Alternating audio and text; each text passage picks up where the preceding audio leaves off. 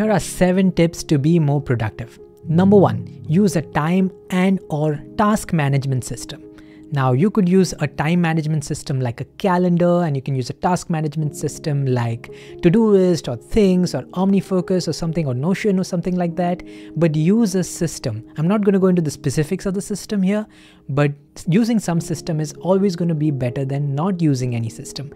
So for me, I'm quite into health, and I'm trying to have like this strict workout plan that I'm trying to adhere to. And just the mere thing of tracking every workout and having that system and having things in the calendar makes me actually work out more. There was a whole period of Easter break where all the gyms were closed, and I still managed to sneak in a couple of body weight workouts at home.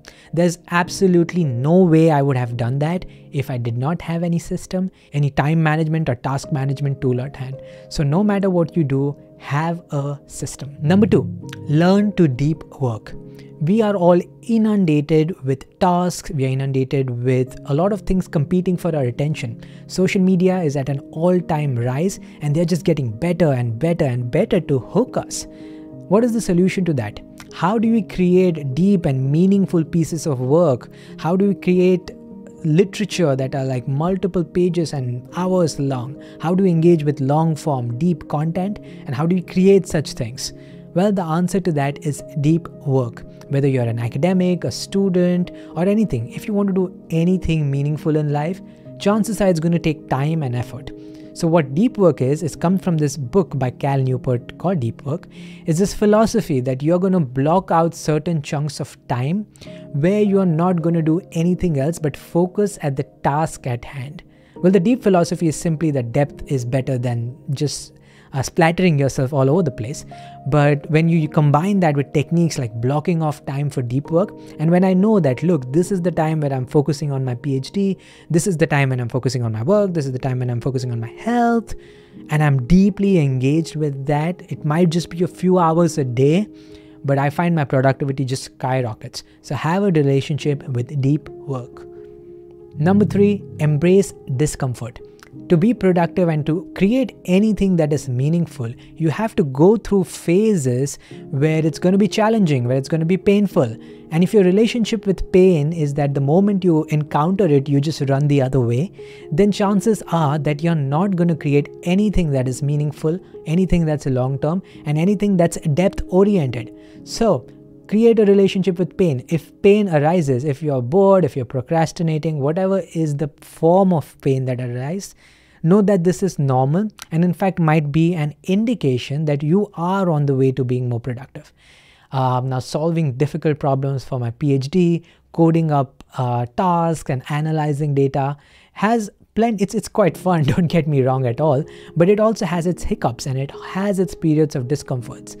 And if I'm not willing to face those, then I'm not going to get all the benefits of all the education that comes from learning psychology and studying psychology and analyzing psychology. Number 4, invest in gear. Now, while most of your motivation to do anything should be intrinsic, you should do something because you like doing it or because you want to help people and so on, it does help to have good gear. So for example, I do have this decent camera on the other side. It's nothing too fancy, but it's a good camera. And so if I just had my phone, I might not be making these videos with as much enthusiasm, perhaps. But at the same time, I believe if you just have a phone, then you should start. The same goes with having like a good quality notebook or a good quality pen. I use some good software like Notion and Obsidian. All those of them are actually free. But even if it costs some money, like this microphone costed some money, but investing in gear will actually make you more productive. If there is less friction in your life, if your pen works fine and you don't have to like dig into your paper and it doesn't give you wrist pain, if you have a good quality mouse that doesn't give you wrist pain and so on, and if you have a good computer that does thing on time and reduces friction, the more you can invest in gear, the less there is friction and the more productive you can be. Number 5, prioritize sleep. If there were a pill for productivity that would just skyrocket our productivity, that would be sleep. Sleep is the biggest performance enhancer there is on the market. So all you need to do is get 7-8 hours of sleep, whatever your body needs, and that will instantly make you productive. Studies have shown that if you have not slept enough, then your performance is weak, then your scores will be weak if you're a student, and you're just not going to learn as much and not going to digest as much information. So as much as we focus on all of these productivity tips, the best productivity tip probably is to just get sleep. Number 6, have anti-inflammatory foods. So for example, I drink green tea. Now that instantly gives me a bit of a focus, a bit of a calm. And same can happen when you eat strawberries or turmeric and all of these sorts of nice anti-inflammatory foods. Now I do not suggest taking anti-inflammatory supplements because they normally contain ingredients in abnormal and unnatural doses, and I think that might create some level of dependence. But as long as you're drinking like an orange or a green tea and things like that, I drink decaf by the way, because sleep, all of that are great, and they in the moment it does help you get into the zone a bit more, it does help you to focus a bit more, and it has good health benefits. Win-win. I personally do not drink coffee because of sleep, but if that floats your boat, then sure.